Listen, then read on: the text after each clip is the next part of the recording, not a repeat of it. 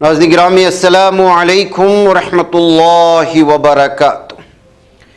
سیدھی بات کے تازہ ترین پرائم ٹائم میں آپ لوگوں کا استقبال ہے۔ ناظرین گرامی میں انصار عزیز ندوی اس وقت آپ لوگوں کے سامنے کچھ اہم ترین خبریں، کچھ وائرل ویڈیوز اور کچھ تنقیدی تجزیے لے کر کے حاضر ہوا ہوں۔ تفصیلات میں جانے سے پہلے آپ لوگوں سے جو درخواست ہوتی ہے اس پر توجہ کرنے کی اپیل کروں گا۔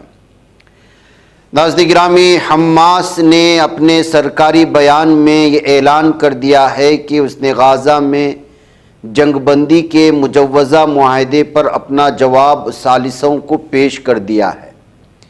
یعنی کہ خبر یہ آ رہی ہے کہ تھوڑے بہت فرق کے ساتھ، جو معمولی ترامیم کے ساتھ مجوزہ جنگ بندی حماس کو منظور ہے، لیکن امریکہ کی تحریری گارنٹی پر انہوں نے زور دیا ہے۔ حماس نے وضاحت کی ہے کہ اس نے نہ صرف اپنی داخلی مشاورت مکمل کر لی بلکہ فلسطینی دھڑوں اور قوتوں کے ساتھ بھی اس تجویز پر مشاورت کی ہے جو حال ہی میں ثالثوں کی جانب سے پیش کی گئی تھی۔ تنظیم کے مطابق ان کا جواب مثبت انداز میں دیا گیا۔ دوسری جانب اسرائیلی ذرائع ابلاغ نے سرکاری حکام کے حوالے سے بتایا ہے کہ اسرائیل کو غزہ میں جنگ بندی کی تجویز پر حماس کا جواب موصول ہو چکا ہے اور فی الحال اس جواب کی تفصیلات کا جائزہ لیا جا رہا ہے۔ تو ناظرین گرامی، 60 دن کی مجوزہ جنگ بندی پیش کی گئی تھی اور کل کے پرائم ٹائم میں کس کس طرح کے شرائط اس میں رکھے گئے تھے ہم نے ساری تفصیلات فراہم کی تھی۔ حماس کے جواب کا انتظار تھا، حماس نے بھی اپنا جواب اب دے دیا ہے۔ آگے دیکھنا ہے کہ کس طرح کی کارروائیاں آگے بڑھتی ہیں۔ آپ کو بتا دوں کہ اسی درمیان میں اسرائیلی حکومت پر لگاتار دباؤ بنتا جا رہا ہے جنگ بندی کو لے کر کے، اور دسیوں ہزار اسرائیلی راستے پر اتر کر بڑے پیمانے پر احتجاج بھی کر رہے ہیں اور ریلیوں کی شکل میں اس وقت دفتروں کے سامنے اور اسرائیلی اسمبلی عمارتوں کے سامنے باقاعدہ پہنچ کر کے جو ہے احتجاجات درج کیے جا رہے ہیں۔ یرغمال خاندانوں کے ساتھ شامل ہونے والے ہیں بڑے پیمانے پر ریلیوں میں، تاکہ حکومت پر زور دیا جائے کہ وہ ایک معاہدے تک پہنچ جائے۔ آج رات بھی احتجاجات ہونے والے ہیں۔ ٹائمز آف اسرائیل کے ایک رپورٹ کے مطابق یہ ریلیاں اس وقت منعقد کی جائیں گی جب سیکورٹی کابینہ جمع ہو کر ممکنہ جنگ بندی یرغمالیوں کے معاہدے پر حماس کے رد عمل پر تبادلہ خیال کرے گی۔ یعنی کہ آج جو حماس نے ان کو پیش کیا ہے جواب، اس جواب پر آج شام میں اسرائیل کی کابینہ بیٹھنے والی ہے اور اس پر غور و خوض کرنے والی ہے۔ ایسے میں اسرائیلی حکومت کو دباؤ بنانے کے لیے یرغمال کے خاندانوں کے ساتھ ہزاروں افراد اسی بلڈنگ عمارت کے سامنے جا کر کے اس وقت جو ہے پوری طرح سے احتجاج درج کرنے والے ہیں۔ یرغمالیوں اور لاپتہ خاندانوں کے فورم نے جنگ کے خاتمے اور بقیہ 50 یرغمالیوں کی رہائی کے لیے ایک جامع ڈیل کا مطالبہ کیا ہے۔ آپ کو معلوم ہونا چاہیے کہ اس میں ابھی تک 28 ہلاک بھی ہو چکے ہیں اور وہ اسرائیل کے ہی حملوں سے ہیں۔ دیکھنا ہے ناظرین گرامی، جنگ بندی کے سلسلے میں آگے کیا جو تفصیلات آتی ہیں آپ کے سامنے ضرور رکھا جائے گا۔ ادھر ٹیکساس میں سیلاب کی تباہی لگاتار جاری ہے، 13 افراد ہلاک ہو چکے ہیں، 20 سے زائد بچوں کے لاپتہ ہونے کی خبریں آ رہی ہیں، بڑے پیمانے پر بچاؤ مہم جاری ہے۔ تو ناظرین گرامی، اس وقت پورے دنیا میں اگر نظر کی جائے تو مختلف ممالک ایسے ہیں جو اس وقت قدرتی آفات سے نبرد آزما ہیں۔ امریکی ریاست ٹیکساس کے وسطی علاقے میں شدید بارشوں کا سلسلہ جو چلا تو زبردست سیلابی صورتحال اختیار کر لیا۔ اطلاعات کے مطابق دریائے گواڈیلوپ کے کنارے واقع ایک نجی عیسائی سمر کیمپ مائسٹک کہا جاتا ہے، وہاں پر کم سے کم 13 افراد ہلاک ہوئے جبکہ 20 سے زائد بچے لاپتہ ہوئے ہیں۔ کیمپ میں اس وقت تقریباً 750 بچے موجود تھے جب یہ سیلابی صورتحال بنی۔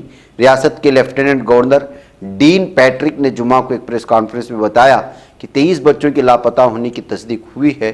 ان بچوں کو تلاش کرنے اور بچانے کے لیے بڑے پیمانے پر آپریشن جاری ہے۔ 14 ہیلی کاپٹر کا استعمال کیا جا رہا ہے، 12 ڈرونز ہیں اور 500 سے زیادہ اہلکار اس وقت پوری طرح سے راحت اور بچاؤ کے کام میں لگی ہوئی ہے۔ امریکہ نے 4 جولائی کو اپنا 249واں یوم آزادی منایا، لیکن یہ کافی پھیکا نظر آیا۔ दरअसल इस बार जश्न का माहौल दो हिस्सों में तकसीम हुआ।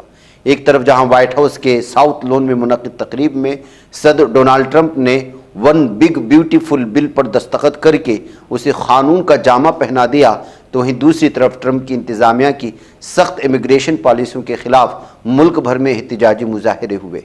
ख़ासकर जनूबी सरहद पर फैमिली सेपरेशन, कुंबों को अलग करने की पॉलिसी और पनाहगुज़ीनों के तय सख्त रवैये ने आम शहरियों, समाजी कारकुनान और हुकूक़ इंसानी की तंजीमों को सड़कों पर उतरने पर मजबूर किया। न्यूयॉर्क, शिकागो, लॉस एंजल्स और वाशिंगटन डीसी समेत कई शहरों में ट्रंप के खिलाफ लोग सड़क पर उतर आए। मुजाहिरीन ने बैनर और पोस्टर के साथ फैमिलीज बिलोंग टुगेदर और नो मोर केजेस जैसे नारे लगाए। लोगों का कहना है कि यौम आज़ादी उस दिन की अलामत होती है जब आज़ादी, मसावत और इंसाफ की बात की जाती है, लेकिन इस वक्त पॉलिसियाँ उन अक़दार से बिल्कुल अलग की जा रही है। नाज़रीन गिरामी, बिहार में वोटर लिस्ट की नज़रसानी को लेकर के इस वक्त बहुत ही ज़्यादा तनकीद की जा रही है और यहाँ के इलेक्शन कमीशन के इस किरदार को लेकर के पूरी तरह से बीजेपी और हिंदुत्व तंजीमों के साथ मिलकर के काम करने के इल्ज़ामात लग रहे हैं। 3 लाख रज़ाकार अचानक बढ़ गए हैं। कौन है ये? संघ पर क्यों इस वक्त उंगली उठाई जा रही है? आप देख लीजिए, बिहार में वोटर लिस्ट की खुसूसी नज़रसानी मुहिम में अब वॉलंटियर्स का राज खुलकर सामने आया।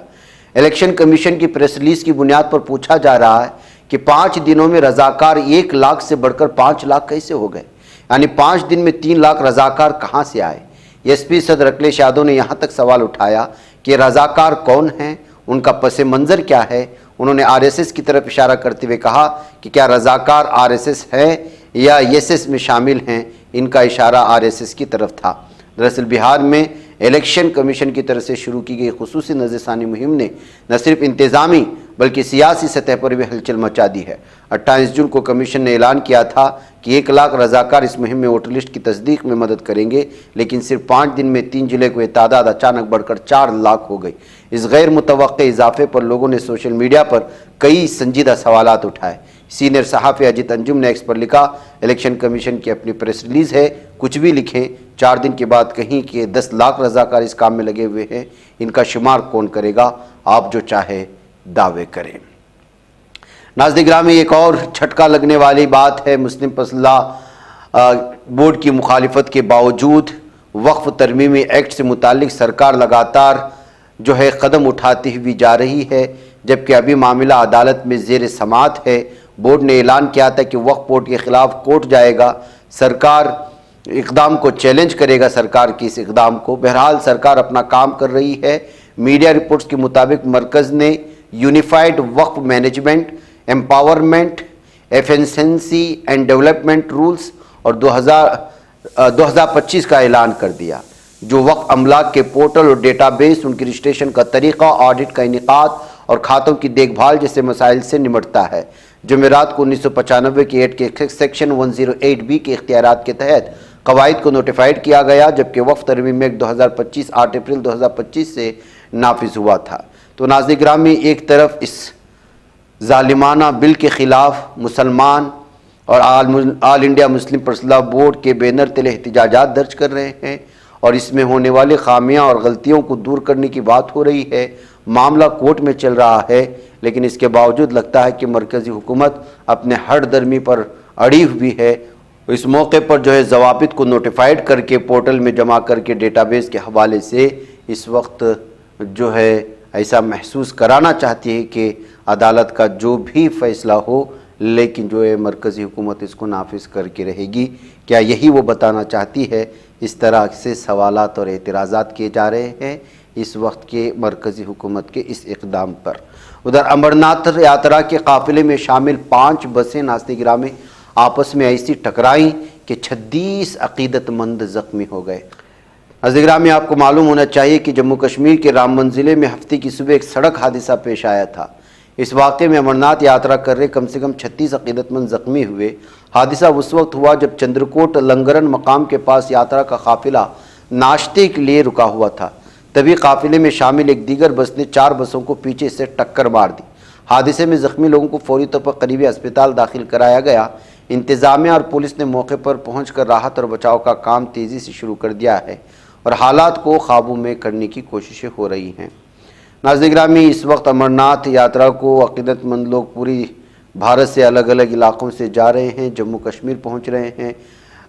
یہ عقیدت مند بابا برفانی کے درشن کے لیے جاتے ہیں ہر سال، اور ظاہر سی بات ہے اس موقع پر خصوصی انتظامات ہوتے ہیں، اور اس سال جو حالات پیش آئے جموں کشمیر میں دہشت گردانہ کارروائیاں ہونے کے بعد امرناتھ کے یاتریوں کو مزید جو ہے سیکورٹی اور سیفٹی فراہم کی گئی ہے، اور ڈرون کے ذریعے سے اور بھی مختلف حوالہ جات سے ان کی نگرانی کی جا رہی ہے۔ بہرکیف ناظرین گرامی، مجھے یہاں پر اجازت دیں، انشاءاللہ پھر آپ لوگوں سے ملاقات ہوگی۔ والسلام علیکم ورحمۃ اللہ وبرکاتہ۔